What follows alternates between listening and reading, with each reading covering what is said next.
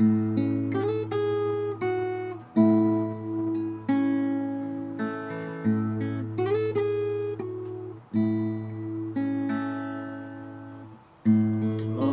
morning, if you wake up, then the sun does not appear.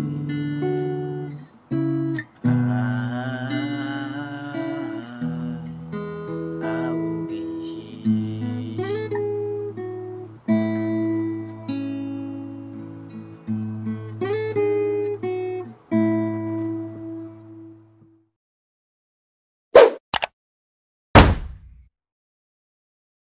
So what's up guys? Ngayon ang pag-aaralan natin ay I Will Be Here. Originally yata siya ni Gary Valenciano, I don't know.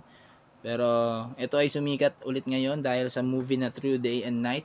At ang kukunin nating key ngayon ay yung mismong key nila, yung mismong key nung Through Day and Night na theme song, which is I Will Be Here nga ni Paolo at ni Alexandra yata yun.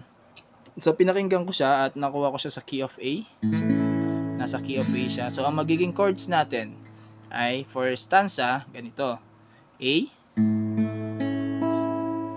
then pwede ring E, yung next. Pero ang mas prefer ko kasi yun sa napakinggan ko, nag G sharp siya. G sharp minor. So A, then G sharp minor, then F sharp minor, then E, sunod ay D. C sharp minor, B minor, then E. So, ang problema natin dito sa G sharp minor kasi medyo bar chords, mahirap siya for beginners. So, hinanapan ko siya ng paraan paano mo siya matutugtog ng maganda pa rin yung tunog niya kahit hindi siya ganoon kahirap. So, ang magiging ano natin dito, magiging chords ay ganito. Isang daliri lang, yung index finger mo lang, i-flat mo lang siya dito sa 4th fret.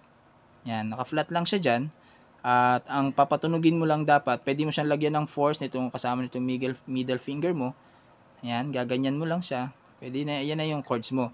So, ang kailangan lang tumunog dyan ay yung 6th string, 4th string, 3rd string, at 2nd string. So, ganun lang siya. Ito lang, 6th, 4th, 3rd, and 2nd string lang. Yun ang kailangan patunugin. So, ganito siya.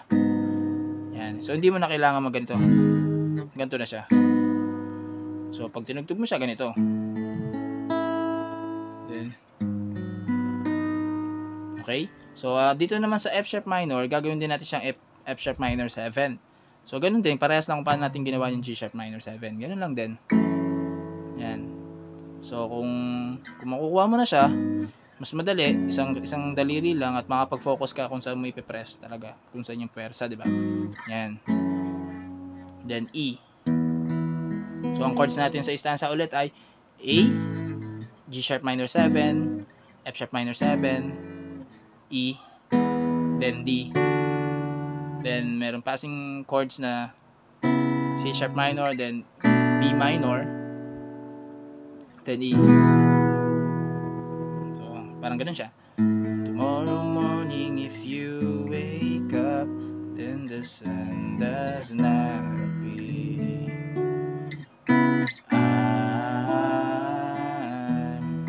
I will be here. So, yun yung magiging chords ng ating stanza. Ang magiging plucking pattern natin sa stanza, kapag nandito ka sa 5th string below, or dito sa 5th, 4th, 3rd, 2nd, and 1st, ang magiging pattern mo lang dyan ay yung bass mismo. Kung A ay 5th string ang bass mo, then 3, 2, 1 yung magiging plucking pattern mo. Ganito. Bass, plucking 3, 2, 1. Yan, ganyan. Bass, 3, 2, 1. Okay? Ganun lang siya. So, pag nandito tayo sa 5th string pababa. So, pag nandito na tayo sa 6th string pababa, ang magiging plucking pattern natin ay bass, which is the 6th string, then 4, 3, 2. Dito rin sa F sharp, bass, 4, 3, 2. Sorry, 4, 3, 2. Then sa E, bass, 4, 3, 2 rin. So, pagbalik natin sa D, so D, bass, 3, 2, 1 na. Then sa C sharp, ang ginagawa ko dito sa C sharp minor, pinagsasabay-sabay ko siya, yung 3, yung 4, yung 5th, yung 5, 4, saka 3. 5, Hindi, 5-3-2, sorry. Yung 5-3-2. Pinagsasabay-sabay ko siya. Kunyari, galing ako sa D. Yan, then 5-3-2. Then sabay din sa B minor. Then bagsak ako ng 2-1. Then E. Ganun yung ginagawa ko sa kanya. Then A na ulit. So, yun yung stanza natin. So, pag tinugtog mo siya, ganito.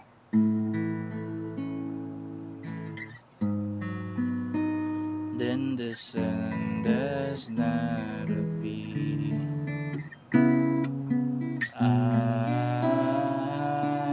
Medyo napaaga lang yung C sharp ko. I will be here. Tapos pag normally ang sa napakinggan ko, pag nagbalik siya sa I will be here, tapos mag-i-stanza ulit, mag-i-intro ka ulit ng ganito. So, slide mo from 2nd fret na first string, slide mo sa 5th fret. So, ganun. Then 4th, 2nd, then open string ng E. Ganun yung first string. Ganun. So, yun yung ating first stanza. So, pagdating naman natin sa second stanza, ganun pa rin naman siya. Third stanza, ganun pa rin naman siya. Ang maiiba lang talaga ay yung chorus at yung bridge part na. So, paano naman tayo magko-chorus? So, pagdating natin sa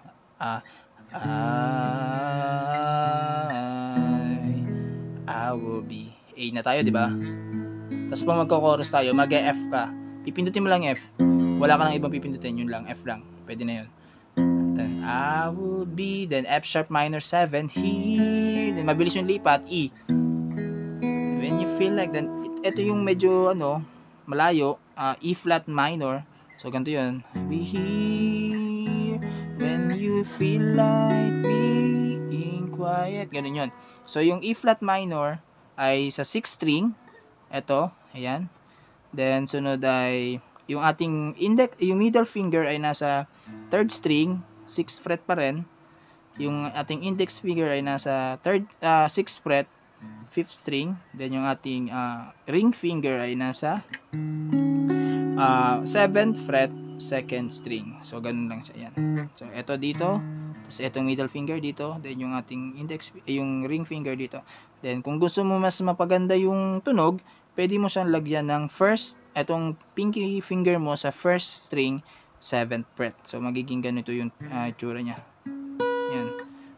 So, pag tinugtog natin siya, I will be here, F sharp minor 7, E, when you feel like me. O, diba? Medyo may flavor na konting maganda. Ewan ko maganda sa tenga kapag dinagdagan mo nito. Isa pa, I will be here, when you feel like being. Then, sunod na chords dito ay E, quiet, then D, and then C sharp minor, katulad lang kung paano yung A flat minor, ganun. Ganyan. Then D, C sharp minor, then B minor, then F ulit. I will be here, na na na na na na na na.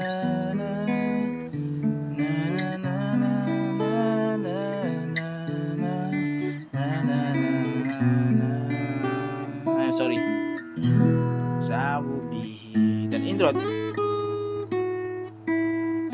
Ganun. So, ganun yung chorus niya.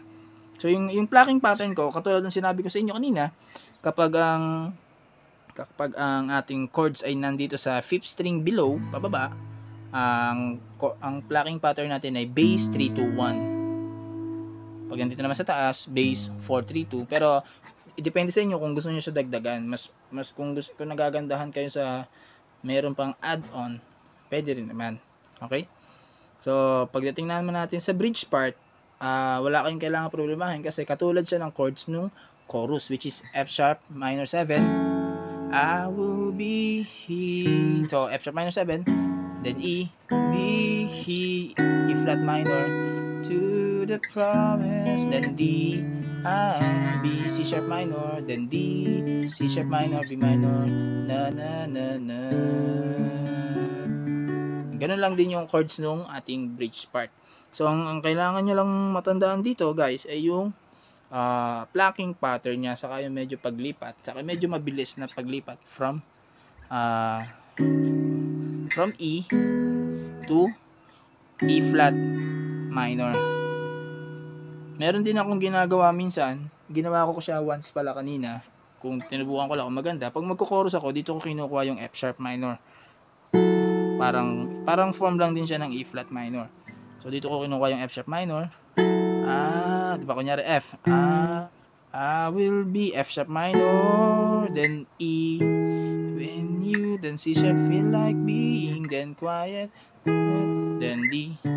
Ang ginagawa ko ay bass, then second string lagi ako. Bass, second string. Ganun. Na ito. So, hindi naman siya advisable sa mga beginners. Pwede na sa inyo yung ganito, which is maganda ang tunog nito. Kung papakinggan niyo yung original song na kinanta ni na Paulo, hindi niyo naman, wala siyang, konti lang yung pagkakaiba niya. Kasi dalawa yung gitarista doon.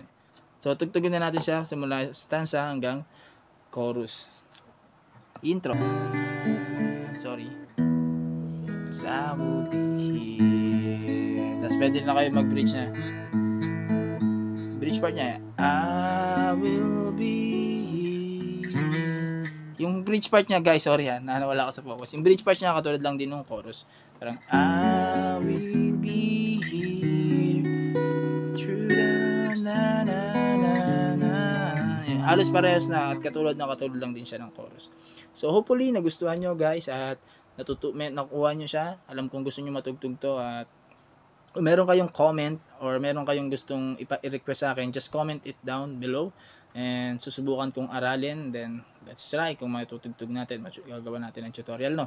So yun lamang, guys, thank you for watching. Please subscribe and peace. Bye bye.